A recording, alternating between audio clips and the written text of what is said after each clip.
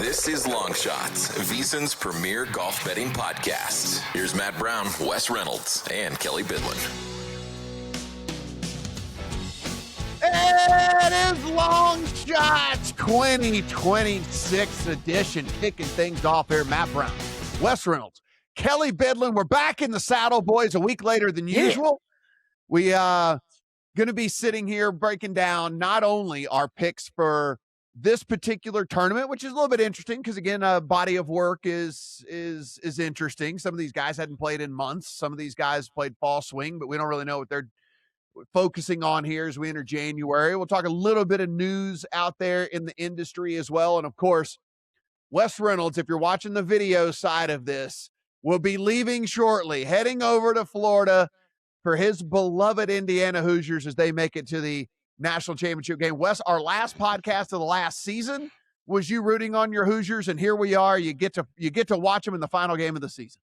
Yeah, all night on the beach till the break of dawn. I'm going to Miami. Welcome to Miami. I had it all planned, like when we were going to start for the season in Hawaii, like we always do. I was going to have my Hawaiian shirt and the lei, but I'm just in cream and crimson. I'm in IU gear like I have been every day for about the past 5 months. So, we'll probably be continuing it too, and especially if they win the national championship on Monday night down there in Miami.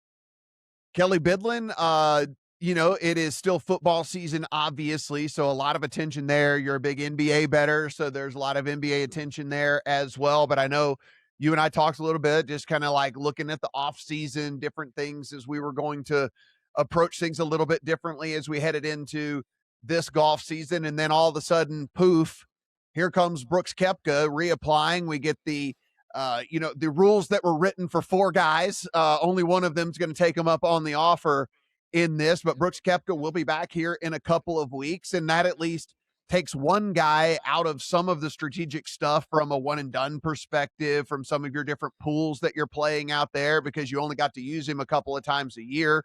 That's not going to be the case here moving forward with all of that. But, listen, we're not talk radio and all that, but long story short, look, I'm fine with it. It's the financial penalty, I think, was fair. I think the end of the day, the betterment of the tour as a whole is better for not only the tour itself, it's better for us. The more people that are watching, the more people that are caring, and the more people are betting. So that's good for all of us as well. And so, unfortunately, doesn't look like the rest of the guys are going to take them up on the offer, but to get one of the stars of the game back, and honestly, outside of the other ones, maybe Joaquin Neiman you'd care about having back, but outside of that, I don't really care about the rest of the guys anyway. So it's good for everyone here. Yeah, and I don't think the PGA Tour does, right? That's very specific. Why they use the very specific wording that they did. Shameless plugs first. Obviously, the VSiN College Football Betting Podcast. Go check it out. I know Wes just wrapped that up. So anything you want to get ready for the national championship game, go check that out. And then we did have Rick Gaiman on a numbers game the other day to talk about kind of one and done strategy for the season. So anybody looking for that, go check out the Numbers Game podcast feed that will be up on Tuesday's podcast. And we hit on a little bit of that with Rick. I thought what was really fascinating, because I think one of the biggest impact for us as bettors and contest players is on one and done. He did a really good breakdown this offseason of kind of how much people were using live golfers in the majors, right? And really at the game theory and where it was started to be off, right? It was just Scheffler was so sparingly used by the end of the major season in majors, because everybody was holding that spot for live golfers. All this a little interesting how it's developing. Brooks, welcome back. Might be washed, but I guess we'll find out. And Bryson DeChambeau, I think from his live press conference yesterday, he didn't sound very happy about the contract that he's stuck in, which makes it sound like he might not be able to make the jump back to the PGA Tour as quickly. And I think some threatening wording by Brian Rolap, the new head of the PGA Tour, but I think rightfully so. And you know what? I have a feeling this opportunity will be presented again next year to some of these guys. But, I think long way of saying it's definitely better for golf fans, golf bettors to have all the best guys playing against each other on a weekly basis. And as far as I'm concerned, all these guys are welcome back with open arms, but it's easier for me to say that and not some of the PGA Tour golfers out there who, look, I like Gil and I got into this a little bit on the show the other day where, Gil's like, but Brooks made out like a bandit, right? You make all this live money and then you got back and you get these penalties that you're going to have to deal with. And it's, 80 mil is what we're projecting he could lose out of the equity program, lose out on over the next 5 years, where he's not going to get paid, which sounds like a lot until you really do go look up exactly how much Brooks Koepka has been paid by Live Golf. And you're like, all right, he took a little mini vacation, got paid a lot of money, and now he's back. So I guess those guys did kind of win in the end. I got to give Brian Rolapp, though, the new PGA Tour commissioner, a lot of credit. There was a reason why this guy was considered a potential successor to Roger Goodell in the National Football League. This guy, he wasn't here to mess around. He's like, okay, what can we do here? And I understand at the time when this fracture in the game first happened, why Jay Monahan, the former PGA Tour commissioner, took that stand and that hard line, and the players took a hard line. I understand. But now it's been a few years, and Brian Rolapp is like, okay, well, I can't just let you back on the tour totally open arms. You're going to have to pay some penalty. There's certain events, like you still got to earn it a little bit. Like you still got to put it in the dirt. Keep in mind, Koepka still would have membership anyway because he has that 5-year exemption from winning the PGA a couple years ago. But he's still got to get out there and earn it. And we will see him start to do that in 2 weeks at the Farmers Insurance Open. But yeah, he opened it up. And I think maybe Brooks is kind of the Pied Piper at first. But if this deal was offered next year, like you think it will be, Kelly, and I agree, you're going to see a couple more. I think that, they're going to try to, play a little tough here, but still also be welcoming where it's not just hide line, like you went over there, you're done forever. So we'll see Brooks back in 2 weeks. Yeah, I don't know the behind the scenes contract stuff and all of that. And they definitely do. I mean, there's no doubt in my mind that they've talked to these guys like privately and whatever and all this. So if they couldn't come this year, then I think maybe it gets offered again next year. If they could come and decided not to again, then I think it's done. I mean, like you go in the first place, you turn it down, you turn down an olive branch once. And let's be for real. We've seen this with the tour. They don't need them. I mean, they'd like to have them. They don't need them. And certainly Live is, it's dying anyway. No one watches Live. I mean, like we've seen the ratings, we've seen whatever. It's a non-factor in the golf world. And so, I would argue DP World Tour like gets more buzz and gets more stuff around it than even Live does. And so, I've watched more TGL than I have Live Golf. Yeah. Period. Like, and it's been more fun, by the way. Yeah. For everybody, it's like Live, it's so fun and all that. The TGL has been really cool, by the way, to watch as that started late in the calendar year. So if you guys are new to us, and if you are, welcome, appreciate it. And for those loyal listeners out there, hey, we got the tweets, we got all the things. We do appreciate you guys being psyched about the season getting started. I know we are for sure here as well. I'm even tossing around, who knows, maybe making a trip over to the Amex next week. We'll see. I mean, it's, Palm Springs just right down the road here. So we'll see how that all plays out. But this one, I'm not going to make it over. I'm not going to get on the plane and head over to Hawaii on this one, as much as I would love to do that. And Wes, over at VSiN.com, we certainly have your write-up on all of this. If people want the every single piece of information here, head over to VSiN.com. If you're a VSiN Pro subscriber, you can get that. But as always, let's go through the kind of the course highlights here and the things that we're going to be looking at as we head over to Waialae Country Club at the Sony Open for what might be the final time. Yeah, and we, by the way, for those that were asking, we didn't get the Sentry, of course, last week because of the drought out there in Maui and water conservation mandate. So hopefully that comes back. But if this is the final time, they have been at Waialae Country Club here in Honolulu since the event's inception, since 1965. This is the third longest tenure for any annual course on the PGA Tour behind Colonial and Pebble Beach. So there's a lot of history with this event. I'd hate to see it go, but that's a decision for another time. 120 players, by the way, not 144 like usual. 120 this week, 9.1 million purse, 1.5 mil to the winner. And then they have the next 5 to try to get in the signature event, which that'll be Pebble Beach in February. But Waialae Country Club, you mentioned it, Matt. It's a pretty flat track. Par 70, 70-44. Seth Raynard, the designer, also did the Greenbrier, the old white TPC, restored by Tom Doak in 2017. shot maker and second shot golf course, as cliche as it sounds. Somewhat narrow fairways, dogleg holes. You got Bermuda rough. Greens are firm, even though they're medium speed, 11.5, by the way, on the stimp, all Bermuda here on this course. So you could get some flyers out of the thick grass if you get in that rough. Tight corners, 83 bunkers, 4 water holes, by the way. But it is a very flat course, so it's a pretty darn easy walk. Second lowest elevation. It's second. I know we use Data Golf, and we'll talk about some of the resources we use throughout the year on the podcast. Data Golf says that Wailea is second only to Augusta National in terms of predictive course history. So course form has mattered here in the past, maybe not so much in recent years, but has mattered. If you're looking for comparable courses, and I'll get to that a little bit when I get to my selections at the end of the show, players that have won at some of these other courses. You could look at the coastal ones, the Port Royal for the Bermuda, Cocoa Beach for Puerto Rico, but the ones I used a lot, Pebble Beach for the AT&T Pebble Beach Pro-Am, Sea Island where the RSM is held, down there in Palm Beach, the PGA National where the Cognizant Classic is, Harbortown, RBC Heritage, Sedgefield a little bit for the Wyndham.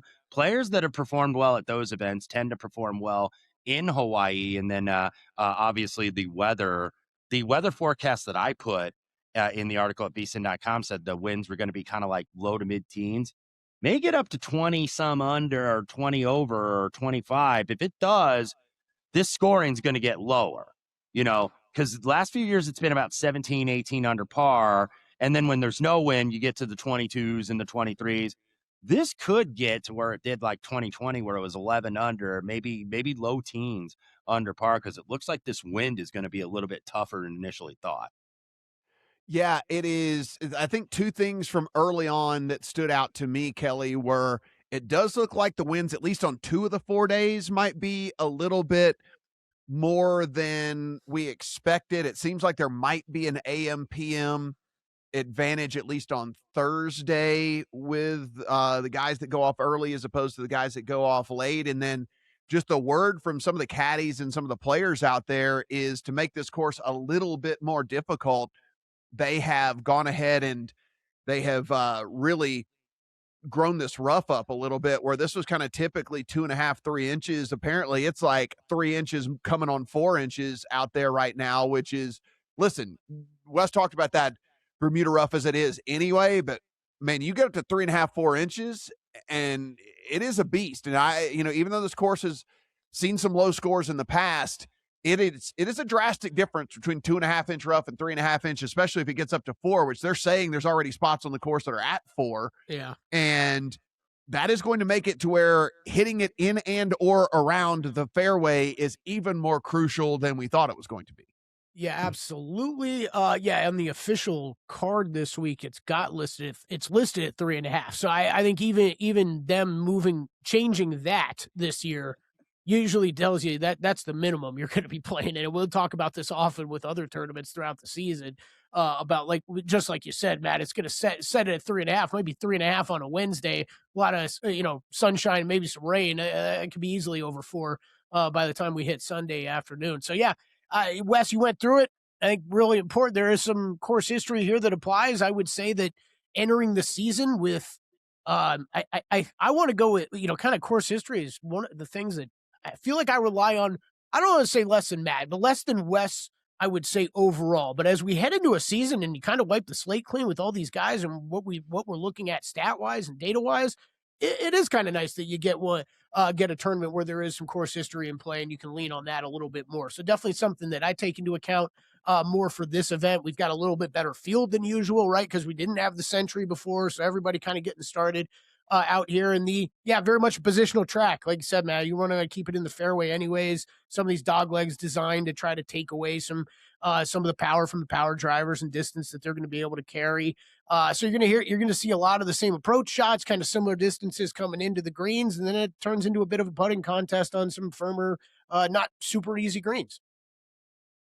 Yeah, it is. One other thing to mention here early on in the season for sure. These dudes are still kind of some of them at least will be in tinkering mode. So just kind of, understand that that's the case. If you're a golfer, you already know this is when all the new gear is coming out. This is when they're changing the balls, and in particular, and I'm not trying to get into too into the weeds here or something, but the most popular ball on tour is Titleist Pro V1, Titleist Pro V1X. There is a new version of Titleist Pro V1s and Titleist Pro V1Xs here in 2026, and so those will be put in play. It's gotten now where Callaway has a decent amount of adoption on tour. There's a new cover to all of the Callaway balls for 2026, and so that is another thing that guys will be, putting into play, testing out, and all of that, and stuff. So it's kind of it's an interesting time of year. We will hear for sure, Wes. We heard this over literally the last 5 years that we've been doing this. We will hear after the tournament, unfortunately not before, well, after the tournament, like, yeah, some guy like had a new driver in his bag and hated it or whatever. Or some guy was trying out these new whatever and he either loved it or hated it or whatever, and yada, yada. I mean, we hear it every single year in these first couple of tournaments and stuff. And so that's just stuff that you just need to know heading into these, that it is in play. It's nothing we can really quantify unless it leaks out beforehand and all of that. But it's just, you learn to kind of become accustomed to that if you're a golf bettor. Right, absolutely. And a good resource, by the way. You might not get all of them because there's going to be a ton of equipment changes and, guys, even top end guys that are changing, maybe not changing manufacturers, but it might be a new line of irons, like if you're TaylorMade or Ping or something. And a good resource on Twitter, Jonathan Wall is the gentleman's name, Jonathan R. Wall on the X, who writes for Golf Digest. And he's talking about some of the equipment, like Rory McIlroy. Rory, by the way, over in Dubai for that 60-player Dubai Invitational this week. He's playing with a full set of the new P7CB irons in Dubai. So, there's a little bit of a switch there and getting used to it. And guys changing manufacturers, guys changing balls, guys maybe playing a combo platter of different irons, but then another company's woods. So Jonathan Wall is a really good resource, and you got to do a little bit of digging on the X or on the Instagram, but you can find some stuff with this. Now, some will come out after, and unfortunately, it's like, oh man, I bet this guy, and he's got, he switched to a total manufacturer, and he missed the cut by 5 shots. Yeah. So that's going to happen more often than not earlier in the season. And Kelly, this doesn't really change my betting or anything, but it's just one of those, like, you might find out afterwards and you're like, well, that's a bummer. I just don't want people who are kind of new to golf betting to be like, well, how come you guys didn't tell us this guy was playing a new friggin' driver or whatever? And well, sometimes we're finding out after the fact too. Yeah. And there's also yes, we definitely are. You guys put it well. You also got to think of, like, how does this information get released? Well, it's like, well, either they announce, they're a big enough golfer that something gets announced with the company, right? So, like, we've seen a few of those already. Otherwise, like, guess what? If you're a golf journalist, it's not the most fascinating thing to just go up and down the driving range and be like, so what clubs are you using this year? Okay, on to the next guy. What club are you using this year? So, like, well, Wes is laughing. That's like, a lot of the reason why this stuff doesn't come out till later, because we got to hear the golfer actually say it at some point in these first couple tournaments. So, yeah, I think you guys set it up well. Does not affect my betting at all. Will I be angry when I find out that, I don't know, Colin Morikawa, let's say, maybe a little foreshadowing, switch to a putter that doesn't work, that works just as well as whatever he was using last year? Like, nah, it's not going to be fun. Got a buddy over in San Diego that literally just texted me right now that he's playing at a course today, and a couple hours after him on the tee sheet is Xander. So Xander's, as he's not playing the first couple of tournaments. He's gonna just play San Diego golf for the next two weeks and get ready for Torrey. So Xander needs help with the pseudonym or like the fake name. Like, come on, like that Xander Schauffele. There aren't many Xander Schauffele's out there. You know what I mean? Yeah, it's one of those things where it's like you look at that and you're kind of like, bro, you got enough juice. You could, like, someone could put in, Donald Duck in there or something. That's what I'm talking about. Yeah. Matt Brown. You got on the tee, Joe Smith. Yeah. Exactly.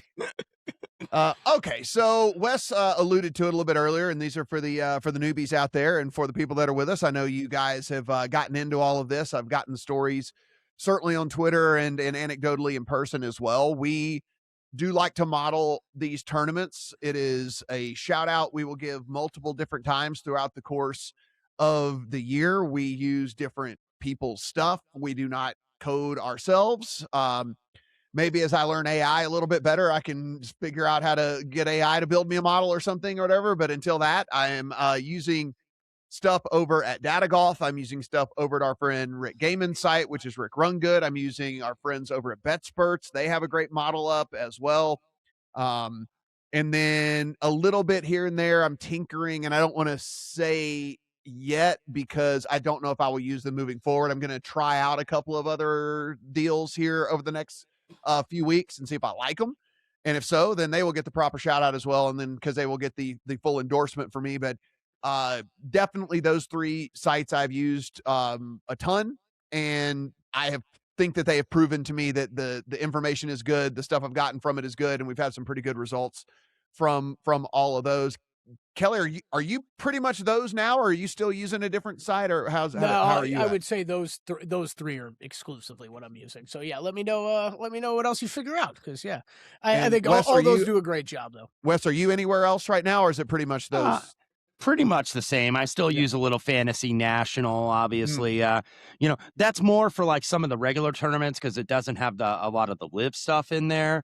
So, for like the majors, when you get the live guys, Rick Run Good, I think Rick Gaiman has very good data on live. Live doesn't actually have the great data in itself. So Rick and his crew got to do a lot of work putting this together. So that's what I use a little bit more for the majors. But the traditional PGA Tour events where I know I'll still use some Fantasy National as well, and obviously BetSperts and the ones that you mentioned. But a lot of good resources out there. They're obviously pay sites. We don't get paid. We pay for it, actually, on all these places. That's a great, good job, Wes. Yes, these are absolutely free plugs. Like this is these are absolutely free plugs that we're just giving to people who do great work out there. They do not pay us to do that at all. Trust me. So I am laughing because for years we have not brought that up. I don't think we've ever mentioned that part of it. But yes, good job, Wes. Good job. Yes, we always give them props, but people should know we're not getting paid or getting free subs or anything from these guys. Yeah.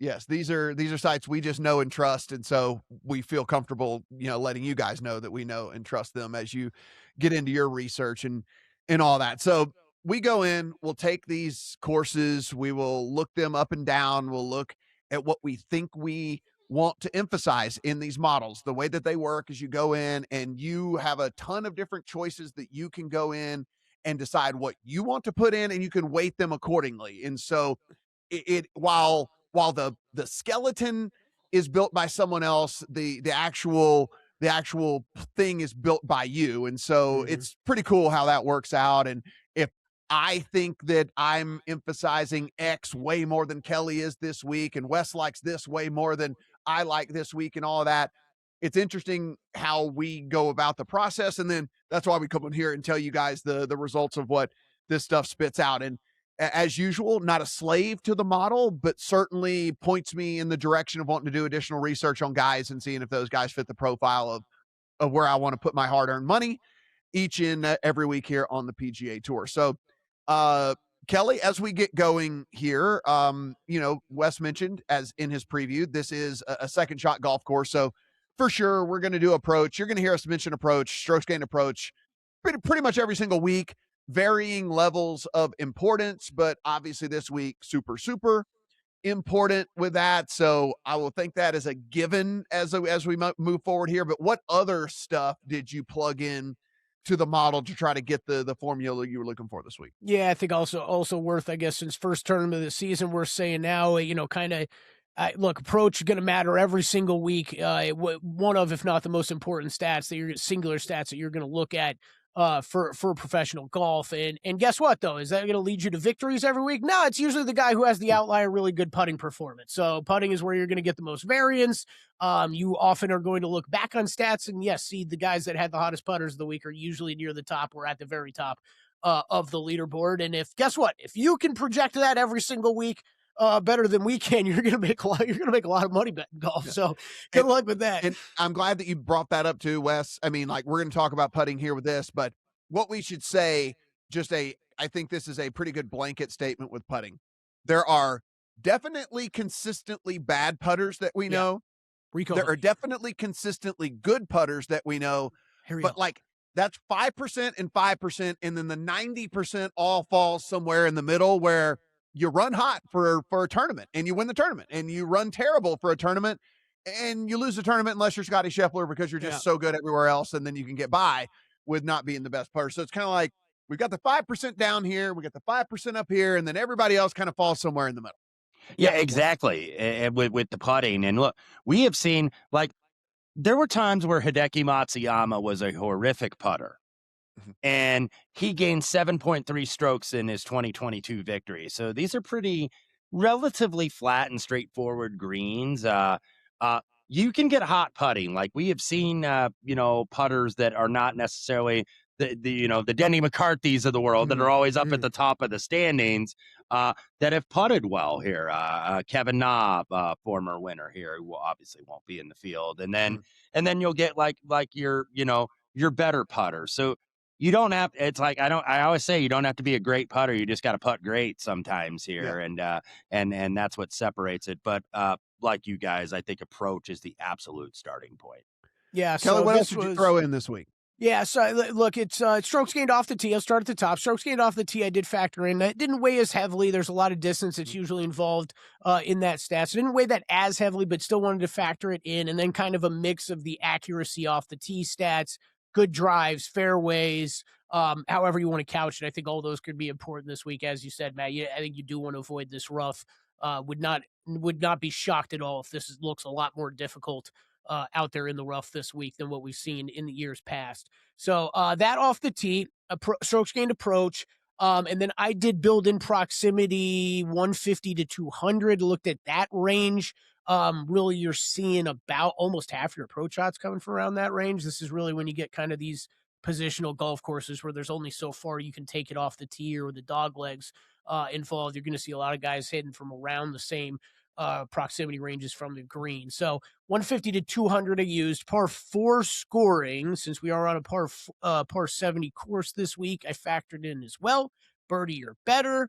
With some scoring stats throw in there. Birdie or better threw in there, since we should see low scores unless that wind picks up, as Matt talked about earlier.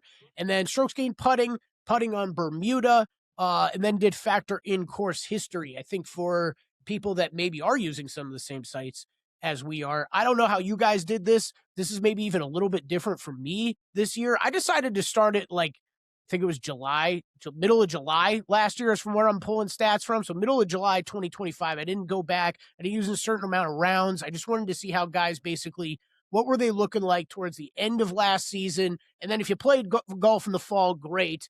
But, wanted to get more of those baseline numbers back for what these guys are really looking like heading into the season. So that's kind of where I pulled all my data from.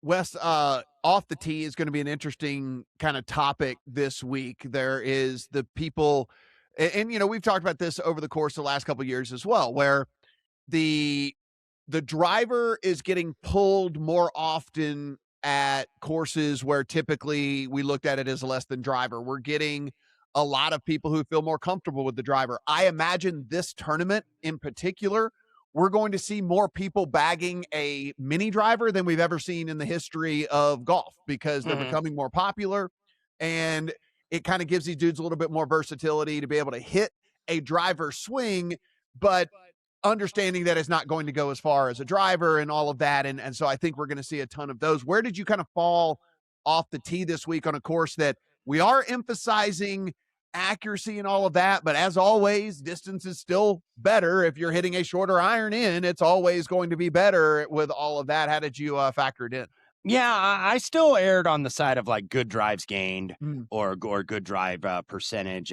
Fairways are a bit wider here on average, but the driving accuracy, and it's only about 3% lower than the PGA Tour average here over the last 5 years. But you do have some tight corridors, which you mentioned, Matt. Some guys are going to try to cut those, over the trees and good drives. Obviously, if you still miss the fairways here, but you still reach the green. So that's what that is accounted for. So from a driving standpoint, I use that. And then a general scoring, strokes gained total less than 7,200 yards. I think that's the barometer at Fantasy National.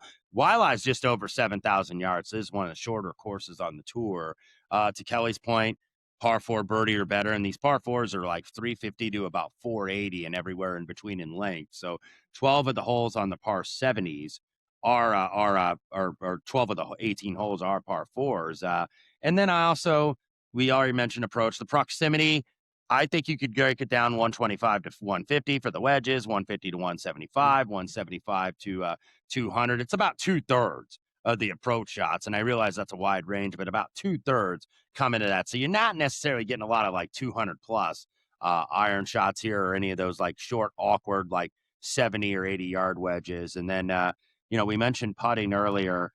And a lot of this, because we don't have data and it's the first tournament of the year, it is so hard. Like when we get into the meat of the season, that's where you can go like last 24 rounds, last 36 rounds, because you got a lot more form. This time around, you probably want to go almost maybe like last 100 rounds, or you just want to take season-long stats from last year. Now, realize that if you're doing that, some of that won't incorporate some of the newer guys that maybe got their cards off the Corn Ferry or were in that top 10 to get the DP World Tour where they played last year and get full-time PGA Tour cards. So those names won't show up if you're using a lot of this software. So you got to do a little bit of digging if you really want to, even though those guys, ever since they start doing that, a lot of those Europeans don't win right away on the PGA Tour because it's a different level of competition. And then I used a little bit around the green just because I think the chipping with this Bermuda rough, then kind of stick to the club a little bit. It's a little bit difficult to chip, even though the greens are pretty straightforward. So I used a little strokes gained around the green. Yeah, and I think the only thing that I'll differ here, because I have pretty much a combination of most of those things, is because the varying level of participation of the people in the field, where some guys super active, some guys not so much, some guys whatever. I ran like 3 different models to kind of take into account. So I ran like a 125 round model. I ran like a 60 round model. And then I ran more of these dudes that were more active in the fall, kind of like a 24 round model. And then tried to do as much blending of that as I could to try and understand, okay, listen, if you weren't super active, whatever, if I think you kind of had a bad year, I took it back super far to kind of say, okay, did you fix some stuff? Did you whatever and all of that? So try to look at some of those guys and see if I can see if there's anyone, just to let you know, I didn't actually end up on any of those bounce back guys. Mainly given the price, I thought that I would get a little bit better price on those dudes, but that's kind of how I went about it this year for this first tournament. See if I could get something in common with the 3 different time frames, and we can go from there. So we get in there, we do all that. Kelly, this is probably a good time as any to head to the odds board and let everybody know how this shapes up. So, a pretty strong field, but obviously not the strongest of fields, which is why we have guys like Russell Henley, super short, JJ Spawn and Ben Griffin, super short, and guys in the 20-ish range that we're very used to seeing in the 30 and 40 range and all of that. And so as we dig through here, your top of the odds board, and since we're using DraftKings, we'll just, for ease sake here, Russell Henley, Ben Griffin, Hideki, JJ Spawn, Siwoo Kim, Bob McIntyre, Colin Morikawa, Keegan Bradley, Corey Connors, Mav McNeely, Aaron Rye, Harry Hall, and everybody from there on is 40 or longer. But it does include names like your Adam Scotts, Nick Taylor, former winner, of course, Kurt Kitayama, guy we bet a ton, Chris Kirk, et cetera, and of course, Jordan Spieth, who is trying to get back on track as well. One of those dudes that I considered to try to maybe be early on, but didn't quite get there with him. So, Wes, we plugged all the stuff in. We got the stuff spit out to us here. And so how did your card shape up? Did you start kind of with some shorties, or did you opt to move down the board a little bit? One shorty, and by the way, Russell Henley ended up being number 1 in my model this week, but 11-1, and I know he's a former winner. I was actually on him 3 years ago when he lost that playoff to Matsuyama, so I got a little scar tissue with this guy here at YLive, but I started just a little bit below that, and I played JJ Spawn, and I got him at 19 a couple days ago, and he's right around a similar price. Last year, we kicked it off here with this event and got a winner. I was aboard Nick Taylor last year, who's probably a little bit fortunate to win that playoff over Nico Echeverria, but we don't ask how, we just ask how many, right? So JJ Spawn, of course, he was the 54-hole leader here last year. And somehow, some way, did not get into the playoff, ended up settling for a T3 finish, and then runner-up at the Cognizant, runner-up at the Players, that Monday playoff with Rory, before he achieved that career milestone where he wins that battle of attrition at the U.S. Open at Oakmont last summer. And he still continued to play good golf. Like, it wasn't like, I'm going to rest on my laurels here. I won my major, and didn't get lazy because he almost won the FedEx St. Jude, runner-up to Justin Rose, 4th at the Hero, 6th at the Procore. Maybe Captain Keegan Bradley could have used him a little bit more judiciously at the Ryder Cup, because his approach game, it's one of the best in the world. It's second, by the way, in this field behind Colin Morikawa in terms of my numbers. So he's an elite iron player. I think he could go well here again. JJ Spawn, 19-1. Corey Connors, 33-1, another guy that's been historically a good iron player, even though he's only 39th on approach on the PGA Tour last season, but still right around that top 30 in the world, right? Even though he's not winning, because he's getting a lot of top 10s, 13 top 10s over the last 2 years. What really I was impressed with Connors when I dug into this a little bit more, I should say, he made the biggest career jump in terms of putting. Corey Connors had never ranked inside the top 100 on the PGA Tour for putting in his career, and he was 67th. While that's not great, it's an improvement. And it says maybe that he has a little bit more confidence mentally in the putter. And we know the guy pretty good on these short type courses. So Corey Connors, 33-1. And another guy who's been really good at this course in particular, Chris Kirk, 45-1. 2 runners up here, 2014 and 2021, also had a previous third as well. He's a guy that I think on correlated courses and correlated events, you certainly want to look at. He's won the RSM Classic. He's won at Colonial, and he won at PGA National a couple of years ago. Broke our hearts with Eric Cole. I think Kelly had Chris Kirk, though, for that event. But we got our hearts broken on Eric Cole there at PGA National as he hit one in the drink in the playoff. But Chris Kirk, 45-1. I'm going just with kind of a horse for course here. And then I'm going with form here, because is this one of the guys on the short list? Because I think we all have those guys that we bet haven't gotten in the winner's circle, that it's like they're going to win pretty soon. And I think one of them might be Rico Hoey at 50-1. Top 70 in the OWGR, one of the better ball strikers in the game. 3rd SGOTT, 8th on strokes gained approach last year on the PGA Tour. He was 2nd, by the way, for strokes gained tee to green. And guess who was 1st?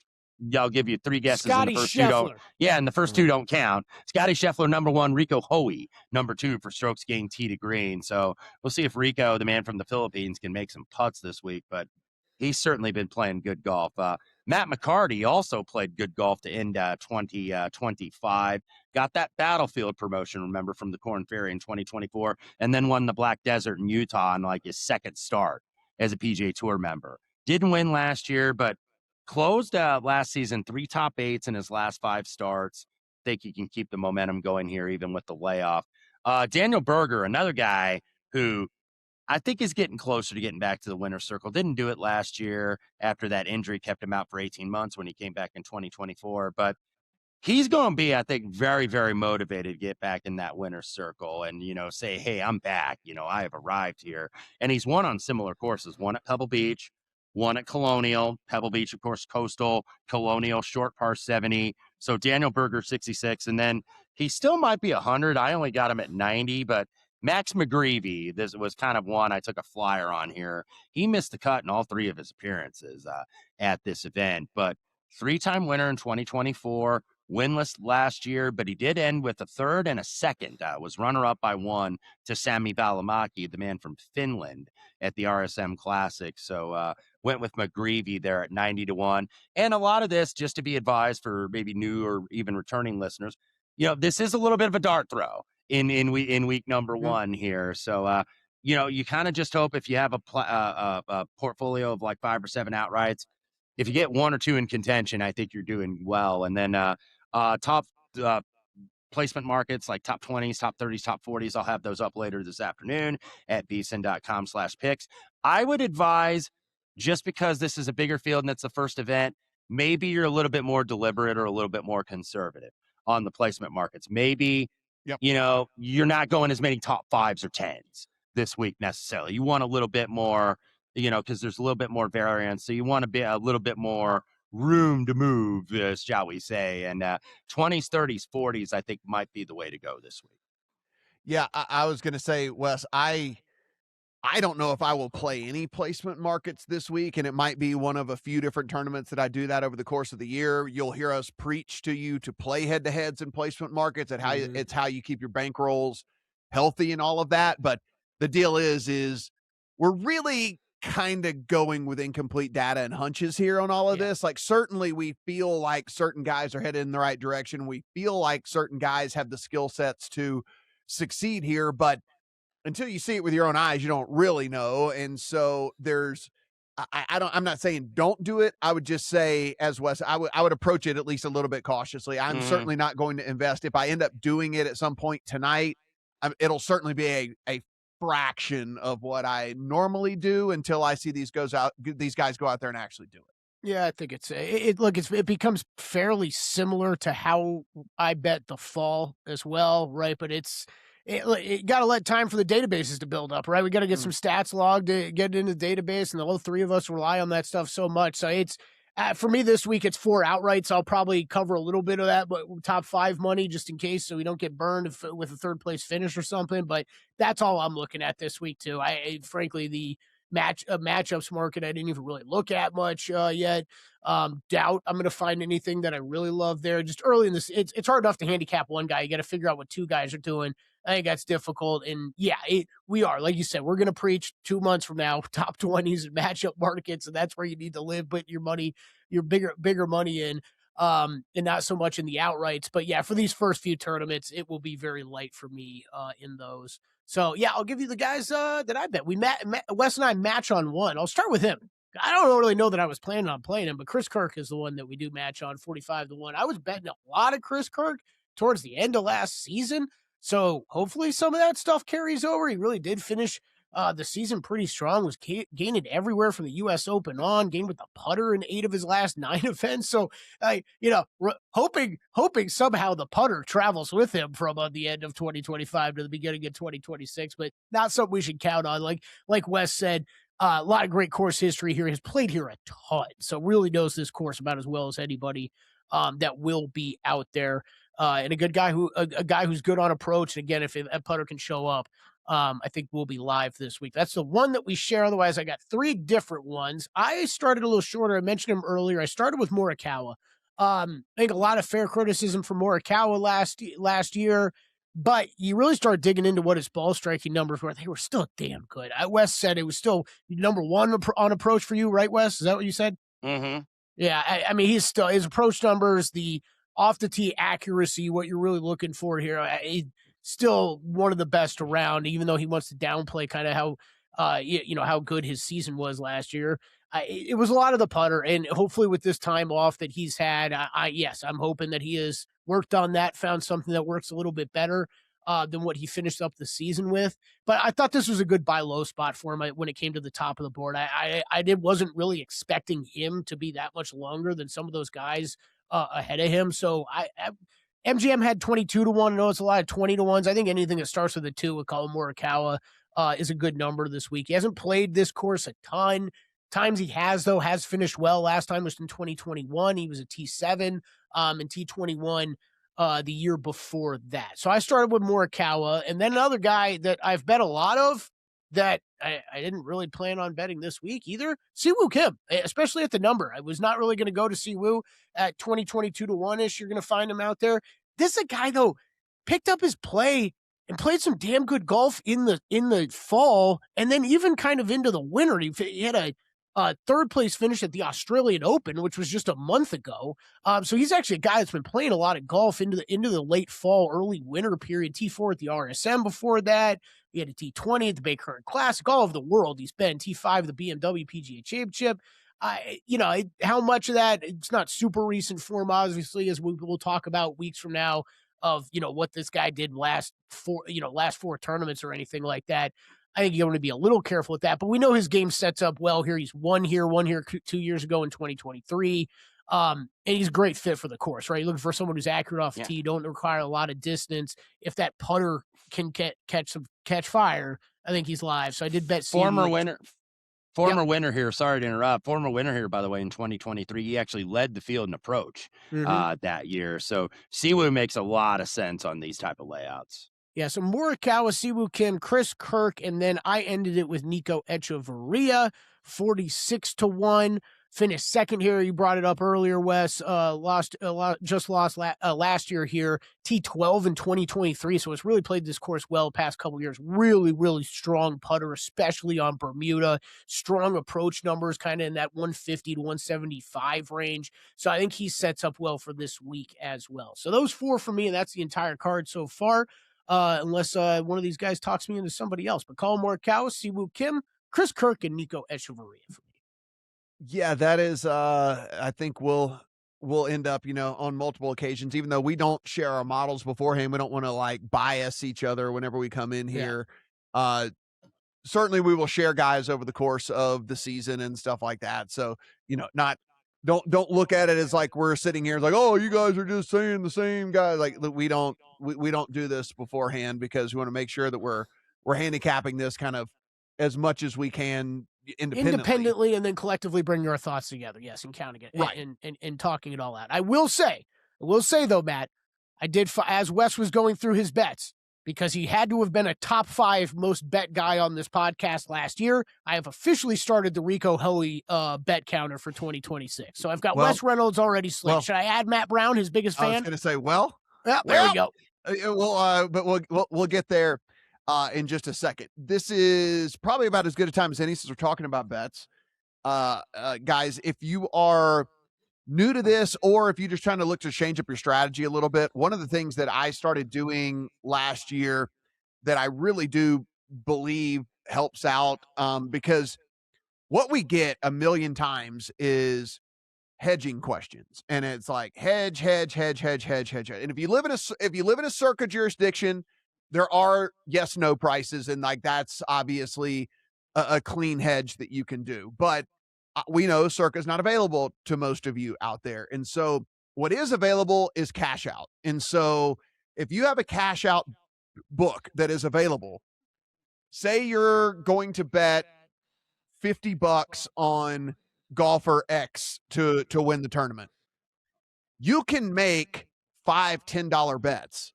And if you want to, you can just let all of them ride. It's no harm, no foul. But you will also, at some point, if your guy is doing very, very well, be presented with a cash out option. And if you want to just cash out one of the 5 bets, then you can make some money and you can feel good about yourself. You still have 40 of the $50 riding on that guy, but you've now at least locked in to where you're not going to lose money if he goes out there and does something horrific on a Sunday or something like that. And so, again, just a strategy that I started to implement last year. Didn't have to use it, but twice, I think, or something like that. But it made me feel good that I did, because neither time the guy won the friggin' tournament. And so, great call, Matt. Glad it's just an option to do. And I would just, yes, it takes a little bit extra time, but it's just a good practice. Because again, it's no harm, no foul. You can just let all of them ride. If you don't have to cash out. If you don't like what they offer you, who cares? But like, it's just, the option is at least there and presented to you if you want to do it. I'm very glad you brought up. I think that, yes, for the 3 of us, we're lucky to have Circa. It often no prices that we can attack. But, yeah, not an option for a lot of people around the country. This is one of those things where, like, we like to pretend we're perfect. This is one of those things that Matt Brown has brought up maybe 6 times in front of me, and how I should put it in practice way more often than I actually have. So I'm going to hopefully be like others out there and do this way more often this year. There you go. Well done. So now, since I gave you all that great nugget, if you haven't subscribed to the friggin' podcast, go hit the subscribe button. There you go. Go in.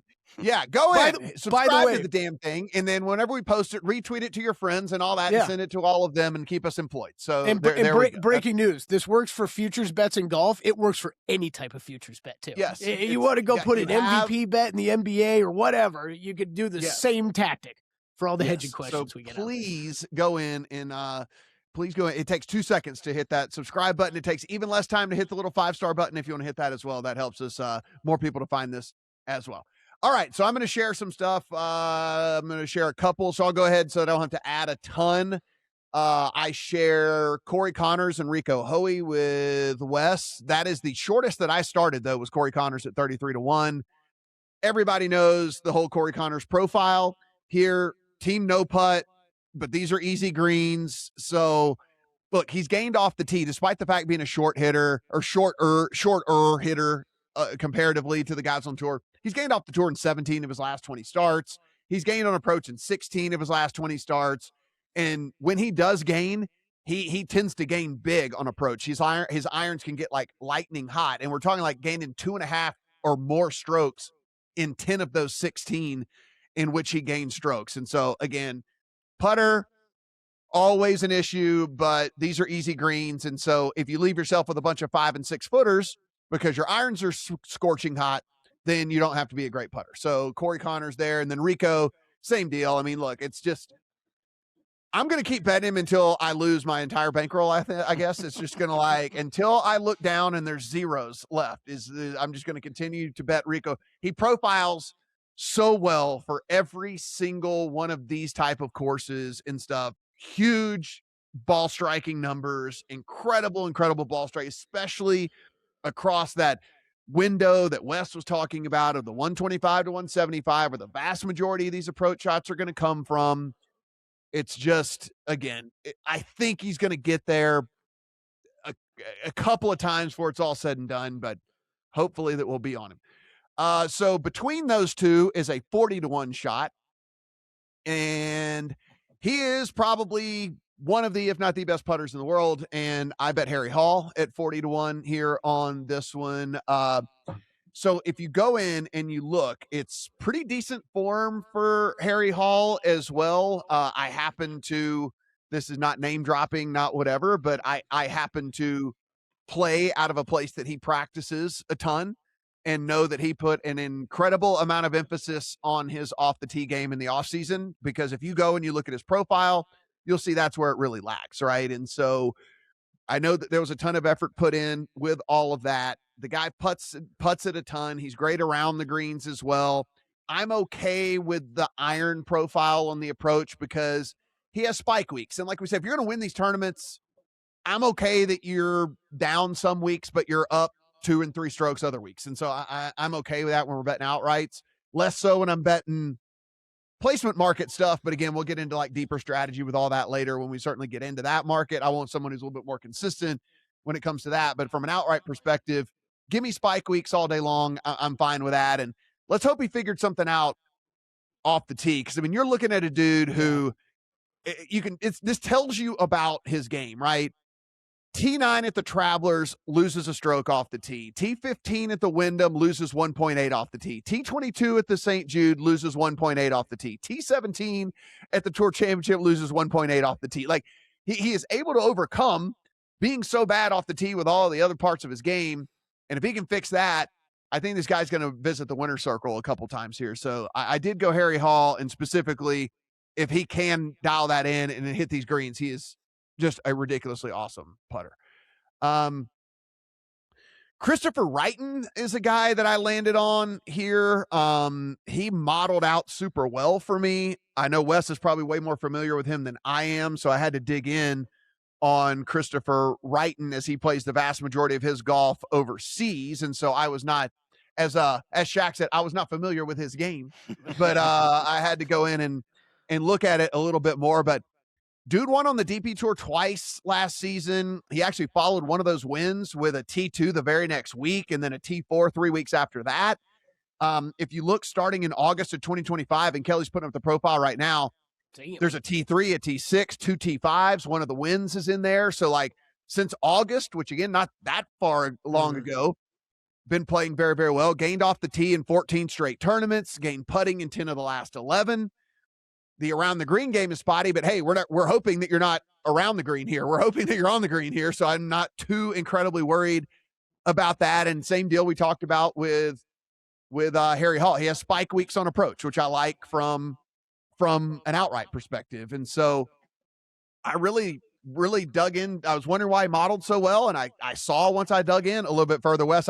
You might have some commentary on him. I'm sure this might be a guy that you've bet somewhere along the way over on the DP tour. Yeah, two-time winner last year on the DP that you mentioned, Matt, and he was one of the guys that got into that race to Dubai rankings, the guys that are in the top 10 that are not already qualified, and he was 8th. So that's why he earned his PGA Tour card and full playing privileges for this season. He is a recent winner, like within a month. He actually won the Nedbank Golf Challenge in South Africa, and by one over Dan Bradbury and a guy named Jaden Trey Scaper, who you might want to watch there on the DP World Tour this year. This guy, he just won twice in December, one in South Africa and one in Mauritius. So this guy's red hot. So he's getting a lot of play, by the way, this week in terms of, I know he didn't do it around the world, but Dubai, by the way, is where the event is. 60 players at Dubai Creek Resort. And Jaden Scaper is getting a lot of support. So Chris Wrightan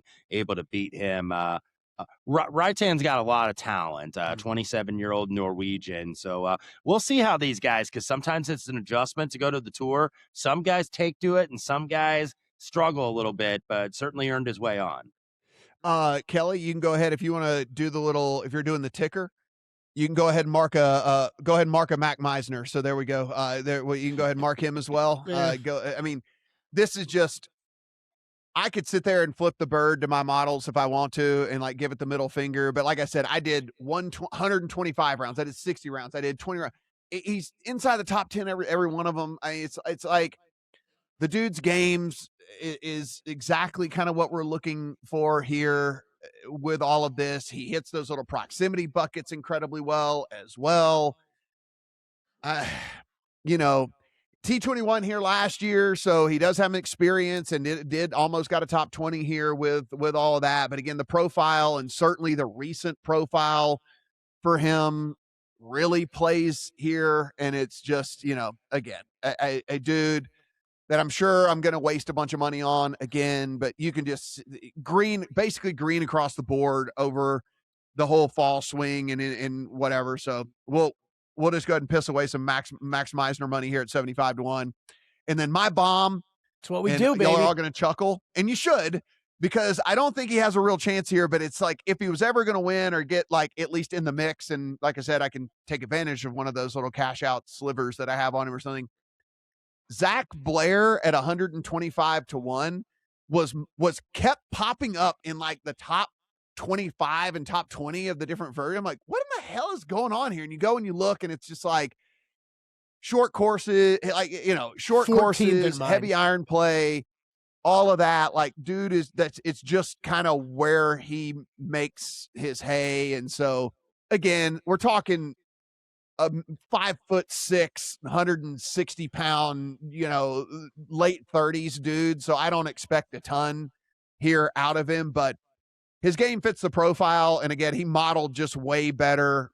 He just modeled way better than the 125-1. So it's pizza money stuff, but 125-1 on Zach Blair.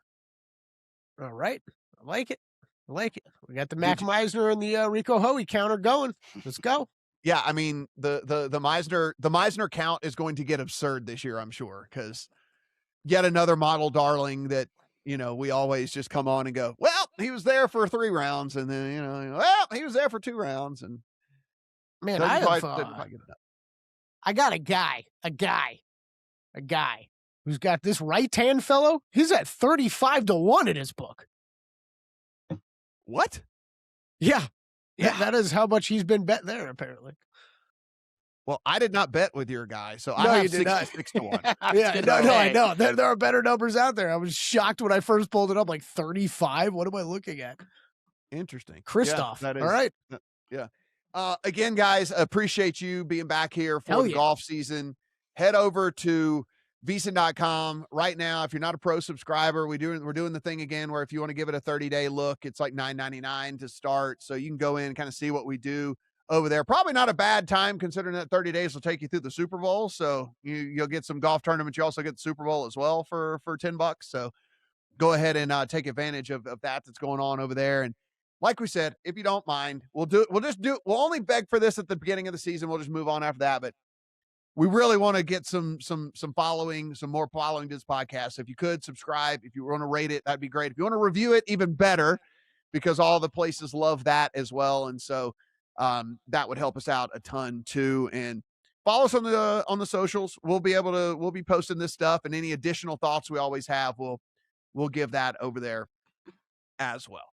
So here we go. It's Sony Open time, guys. First tournament of the year, and good luck to Wes and his Indiana Hoosiers. Next time that we talk to Wes, hopefully it'll be a national championship ring on his finger. You know, he'll be down on the field and be getting one of those rings with his fellas over there. So you know what? Speaking of that, we are already, so I can get out in front of it. By the way, blown away by how many tweets I've gotten the past few days, wondering where the hell we've been at. Sorry, it took us a little while to get this first one out of the gate. Next week might be a day later than usual too, because old Wes Reynolds has got some celebrating to do. He's still going to be swimming in that champagne.